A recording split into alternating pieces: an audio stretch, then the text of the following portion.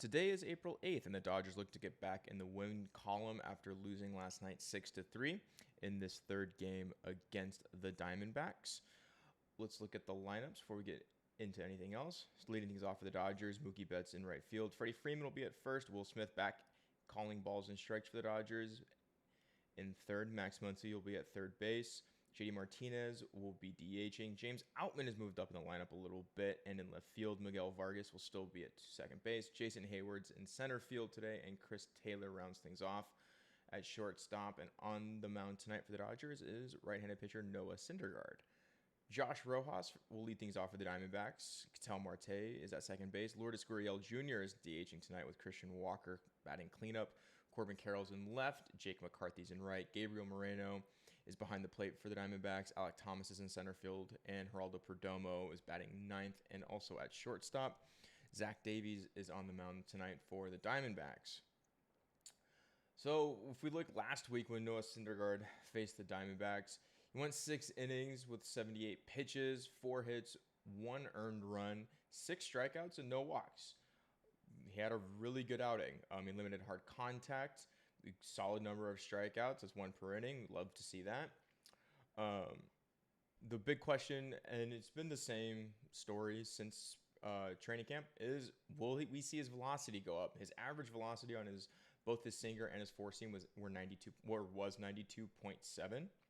What's interesting about that is if his velocity ticks up, that'll pair nicely with his changeup. His changeup got 6 whiffs on 10 swings last week. So if his velocity on his fastball goes up, that makes his changeup even deadlier. So then that could be a real strikeout pitch for him, even more so than it already is. And just like we've seen before, looking for that good command. He's been incredible painting the corners using all sides of the plate. So just want to see more from that tonight. Zach Davies went 5 innings and 83 pitches, 4 hits, 1 bomb given up to Will Smith. But that was the only run he gave up. He had 4 strikeouts and 2 walks. Zach Davies, it just feels like if it felt like as a Dodger fan, he just owns the Dodgers. So I looked into it. He is a 4.12 ERA career as a pitcher. However, against the Dodgers, he's a full run better. He has a 3.07 ERA against the Dodgers. And that is the 3rd or the 4th best ERA against any other team. The only teams that are worse or that he has better ERAs against are the Nationals, A's, and Rays. And the Rays, he only faced once and he threw a shutout. So with any team that he's seen 10 times or more, the Dodgers are by far and away his best team to pitch against. So maybe that just means the Dodgers are due tonight and we'll knock them around a little bit. Hopefully we put up more than just the 1 run that like we did last week.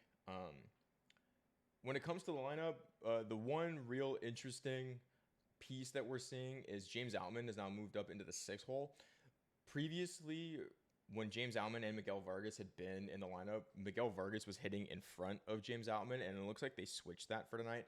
I don't know if that's just because of the lefty-righty matchup. They like Outman more here against a right-handed pitcher, or if they just want to put Outman in a more run-producing role. With Max Muncy seemingly taking more walks than he had earlier in the season. Maybe they're hoping we can get James Outman to drive in Max Muncy, So that's kind of an interesting bit from the lineup. But otherwise, it's been pretty standard for both these teams. One last piece on Noah Syndergaard. Last week, if you'll remember, he had a little bit of trouble keeping guys from running on him. So I think his only earned run was Corbin Carroll going from 1st to 2nd to 3rd. So maybe because he struggled with that speed on the base paths, maybe specifically against Corbin Carroll and like a Jake McCarthy, he's a little bit more aggressive in trying to get a swinging strike or pounding the zone against those 2 guys specifically, and Ketel Marte, just to make sure that speed stays off the base paths. So just something to look out for tonight. But that's all I've got for this 3rd game of this 4-game series. And yeah, I don't know how to end this, so I'll just see you tomorrow.